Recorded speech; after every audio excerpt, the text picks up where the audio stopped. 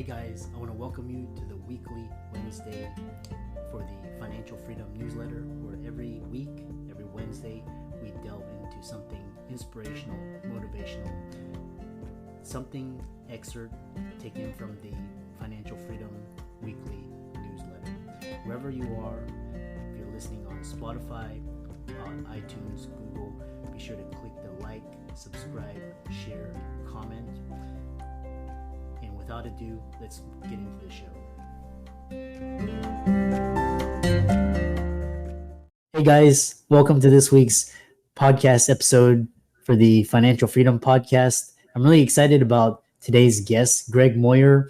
As I was talking with him backstage, I'm always interested in the cutting edge ideas, the new, where everything is going, where are the trends, trying to get people to think outside the box. And he's got a fantastic background. He's got 30 years in Silicon Valley and a lot of tech experience. And he's here to teach us and talk about how to innovate at a higher level, think creatively at a higher level, and really change the world. So, Greg, welcome.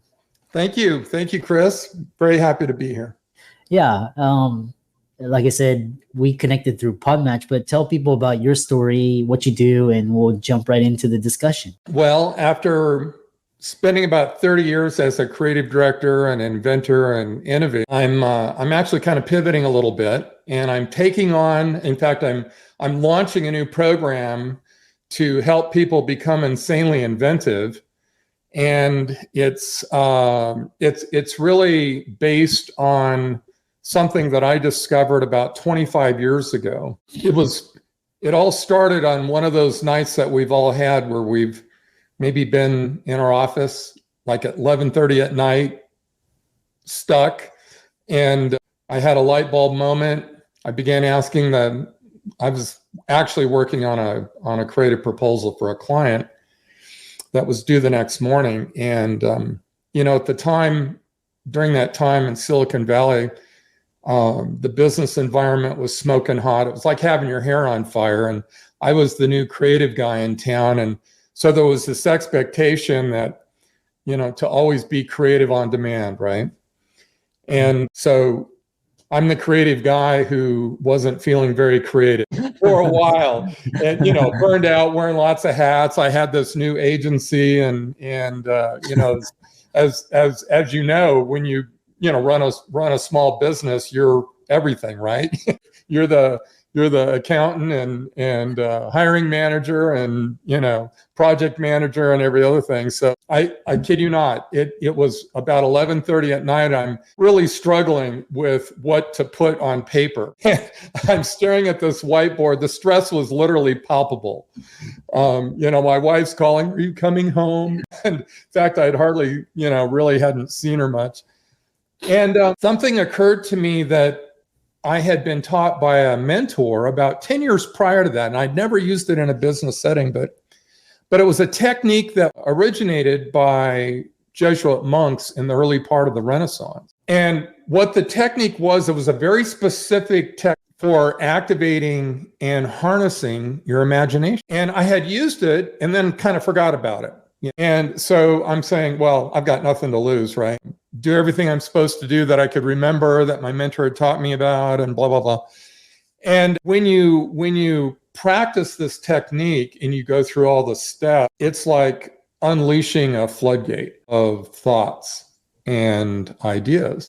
After about 15 or 20 minutes afterwards, then things start bubbling up from your subconscious to your conscious mind, right? And I was able to finish up, but it was the following day after that, after I presented that particular, that creative brief, I'm back in my office and I'm thinking, man, this is not the first time this is going to happen, right? Because, we had all kinds of clients and lots of projects and stuff like that. And so really it was the second light bulb moment I had, which was to ask the question, what would Da Vinci do? Now, he was a boyhood idol of mine. And growing up, I thought we had the same birthday. And then I learned as an adult that his birthday is one day off from mine, but it worked, right? And there was a brand new book that had just come out, and I hadn't read it yet, but I had ordered it. It was laying across my desk, and I'm looking at it, and I'm literally fanning the pages, and some things caught my eye, and I started filling a whiteboard with ideas and a timeline. What is this creative process? And now, at that point in time, I was already one of the pioneers in the country applying the tenets of neuroscience to customer experiences, and media is designed for maximum impact. And so I'm thinking there's got to be some brain science behind this whole creativity thing, right? I'm drawing on the whiteboard. I'm looking through this book. I'm writing down keywords, and then I read the book, and then I started asking, well, what would Edison do? Einstein, Disney, Jobs was just down the street. I used to see him once a week on the campus because I had a couple of inventions that used some Apple technology, and so I was visiting folks and stuff. When you read their diaries and the contemporaneous accounts of them, they talk about it. In fact, they don't say much about their inventions. They talk more about how they came up with their ideas. And where they are in the timeline of history, it doesn't matter because they all tell pretty much the same story. And I paid really close attention to what I was learning. And what I discovered was a pattern and sequence, these ways of thinking, these thinking and doing habits that were common across all the greatest innovators, past and now through testing and interviews and stuff, present. We've been a lot of new discovery and testing done that today's innovators, significant innovators, score in the 80th and 90th and 100th percentile of the same core breakthrough skills that were demonstrated, skills and behaviors, by significant innovators in the past. And so I learned from that, I practiced it, and I achieved great things with it, and it changed my life. I'm just at a different point in time now. I've 650 deliverables, 9 inventions, 10 innovations, and now what I really want to do is just help other people change their lives as well. So yeah, really fascinating. I love that. And I love how you're trying to think on a higher level. People such as Steve Jobs and Gates, Elon Musk, all these people that are changing the world. And I can tell, just the way you express yourself, you're at a higher level. So one thing is talking about is this AI is the hype and the buzz now. And yes, it is. There's like 2 or 3 key main ideas that, most of the people, but one thing is talking about is becoming irreplaceable in the age of AI, how to compete, thrive, and stay relevant, becoming a category of one, all of these things, brand protection. Mm-hmm. Talk about that. Sure. So if you think about it, look, AI is a systematic approach, a computer, try to emulate what a human brain does. It's able to accomplish some of that. There's also a lot left out of the equation. And there might be a time, and it'll probably come sooner than later, where it will be able to mimic more of what's going on. But the data and the research over the last 2 or 3 years have been telling us that we're really living in an age of average now. People have a hard time believing this. Our brains like to just think about kind of what's new, right? But if you think about what's new, it's really not. How much this changed over the last 10 years? It hasn't. It's got about the same shape. It does basically the same thing. And it distracts us more, that's for sure. It doesn't matter what the technology is, there's still some limitations as to what it can do versus what we can do as humans. But it really boils down to 3 things. It can't communicate as well as we can. It doesn't have emotions, even though they're trying, and that's scary.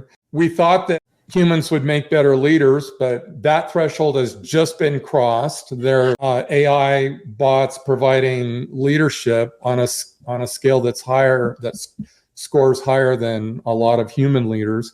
So that only leaves one thing left, and that's human creativity. And really, to to be irreplaceable. And if you think about the notion of what kind of work AI is going to replace, everybody's talking about job replacement and things like that.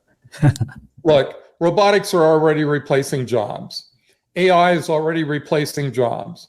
So since about last October, about 270,000 jobs in tech alone have been replaced because of the implementation of AI.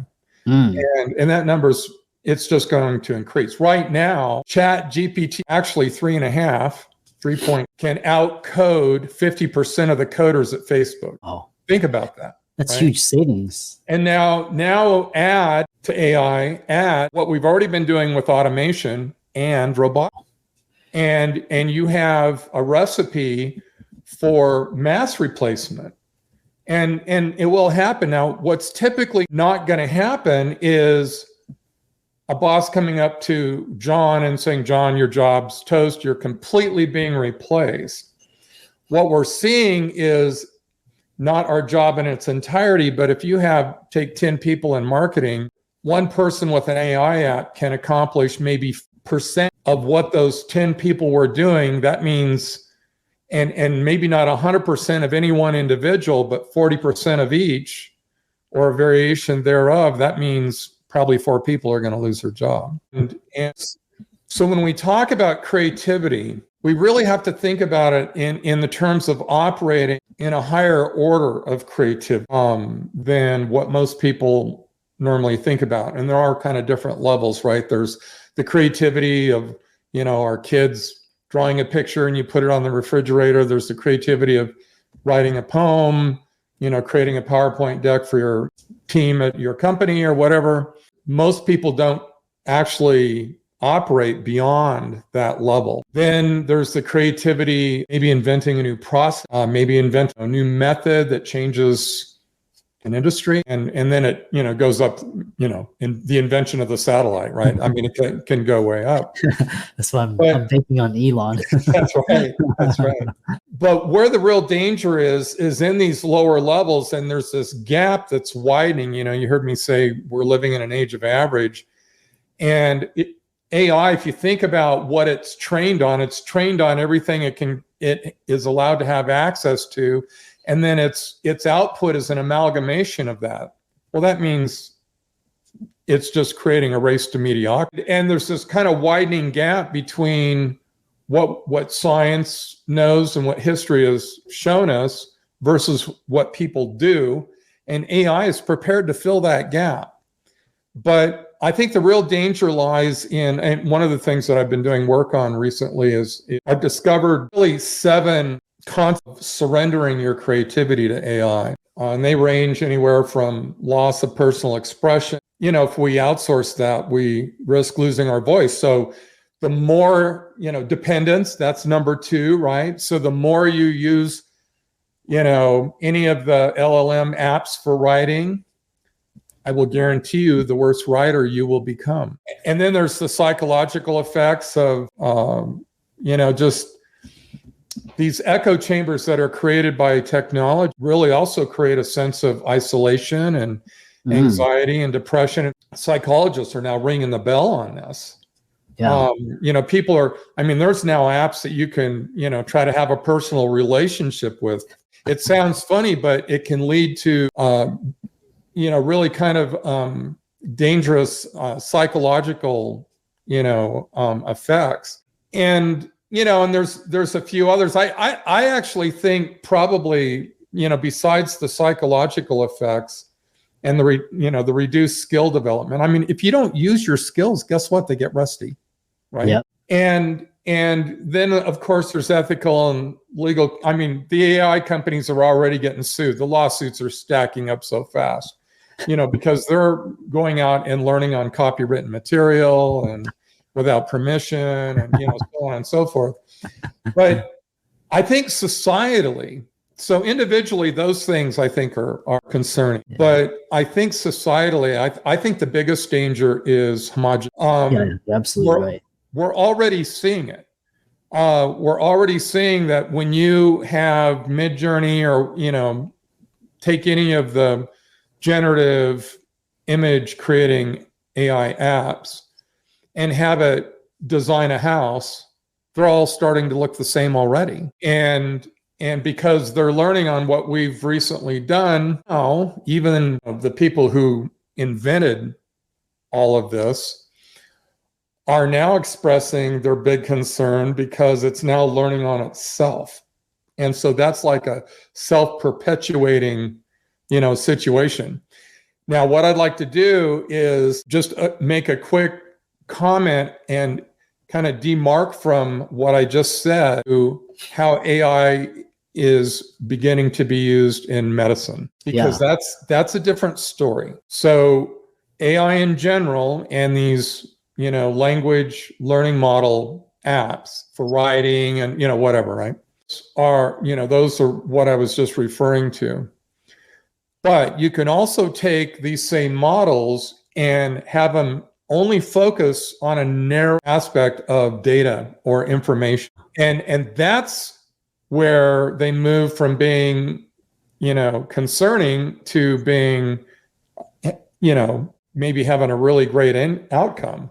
So for example, teaching it with a limited learning model, teaching it how to, find cancer, for example, and things like that. So I just want people to go into this with their eyes wide open. It's not all good, but it's not all bad, and learn, recognize the difference and make your choices accordingly on how you're going to proceed with it. Yeah, it's quite interesting. It's like if a Google engineer, makes $500K a year, and basically you can use ChatGPT 4 for $20 a month, think about how many, Google engineers or Facebook, all the, like, how much that could save the company. This brings into question whether or not, like, for example, I spent tens of thousands on editors last year, and now I just use ChatGPT and some AI editing, and it's like I saved tens of thousands, and it's in my productivity 6x, almost 10x by the end of the year. And if AI is gonna kind of change jobs, and this brings into question, kids are struggling in school and paying hundreds of thousands in debt, and is this really the best way? And Khan Academy and YouTube, all these, podcasting as well. It's where this brings into so many questions. And I think Elon was saying that there's the two most disruptive is going to be climate change, which people are not prepared for, and then also AI. So this coming wave, it's it's going to be, it's like a tsunami if you're not ready. That's right. And you know what I think the irony about his comment was, because I remember when he made it, is that AI is climate change unfriendly technology there is. I mean, AI is creating more carbon than most small towns because of the amount of computing power it requires. It is sucking energy like you can't believe. I mean, it is just really unreal. So there's really kind of an interesting irony there, I think. Well, you're absolutely, I think what you said is spot on. I'm using some AI apps in a limited way because I did a lot of testing. I was actually kind of a little skeptical, and I'm glad I was, because I have a really high level of expertise in the neuroscience of how our brains are designed to consume information and then store it. But I also have a high level of expertise in how our brains, in how the whole creativity engine in our brain works. Yeah. At least to the point of what we know. I mean, there's still some mysteries, but unfortunately, our brain didn't come with instructions. But we've learned a lot over the last 3 or 4 years, and I can't tell you how much AI is wrong and really kind of lame, and also how it just makes stuff up. Oh yeah. So what I always suggest to the folks that I've been working with is maybe use it on the early stages. I mean, it's great for outlining. It's great for kind of coalescing your thoughts and things like that, right? Yeah. And maybe pulling in some things that maybe you didn't think of or whatever. Don't lose sight of how powerful your brain already is. Our brains, I mean, even the folks who, have launched all these recent AI apps, I'll admit in a New York second that it still cannot keep up with the human brain. Yeah. And our brains are just amazing things, and they get more amazing the more we use them. So don't lose sight of that. But I love to hear about you're able to be more efficient. I'm starting to use, and in fact, for the first time I started using an AI video editing app. Oh yeah. Oh my gosh, I just recorded like 42 videos and had to do a bunch of editing and whatnot on all of them, and I think it cut the amount of time that I would have had to have spent probably by at least 60-70%. Oh yeah. It's amazing. So that, for that I'm really grateful. There will, the train's already left the station. Our lives are going to be changed, whether we're prepared for it or not. And I think that I really do believe the people that are going to be most prepared are going to be the ones who deliberately activate, their abilities to be creative, to be more on demand, and basically do the things even the AI experts say is going to be a little while before AI can do. And that's the human part of it, right? Yeah. So, yeah. It was like basically when the internet came and people didn't know how to use websites, or people didn't know how to set up e-commerce sites. And then when social media came, if you didn't know how to use that to build an audience and create engagement, if you didn't know how to use SEO, you were SOL, because people can now access millions of people just, for a fraction of the cost very easily. So AI is the same way as well. And there's some stuff coming down the road that would just scare you. I mean, wait till Chat 5. Oh man.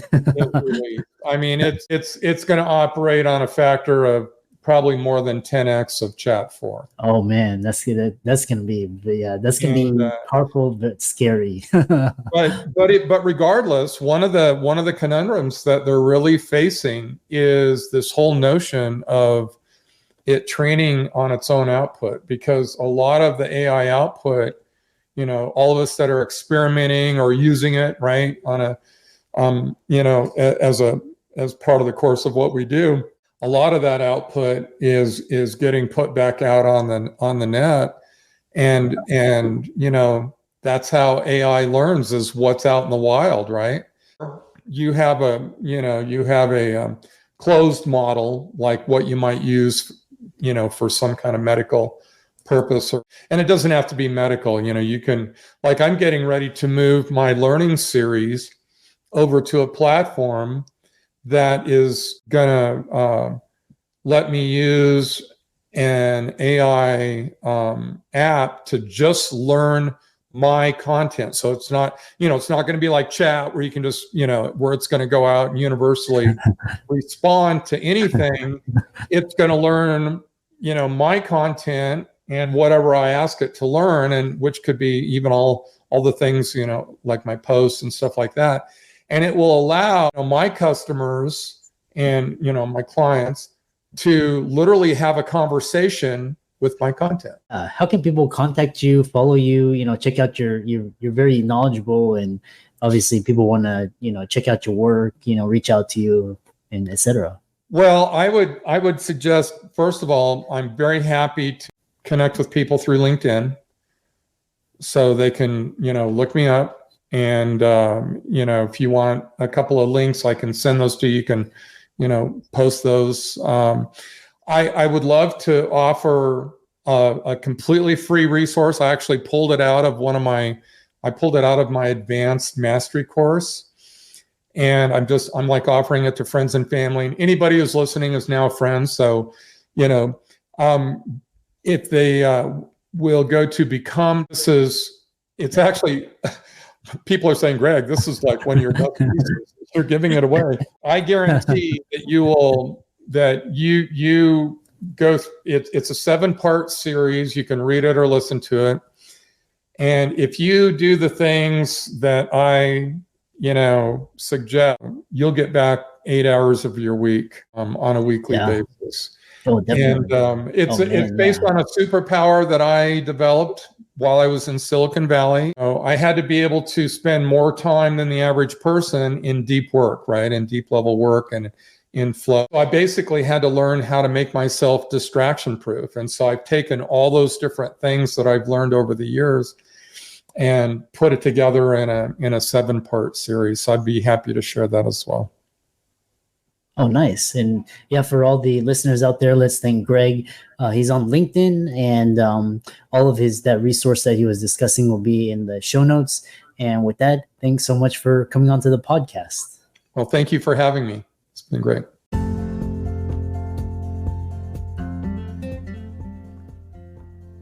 I hope you really enjoyed that wonderful, inspirational, motivational piece. Again, wherever you are listening, if you liked it, be sure to like, comment, share, subscribe. We're on everywhere: Spotify, iTunes, Google, Amazon, Audible. And without much ado, be sure to thank this show's sponsors, and we'll see you next time.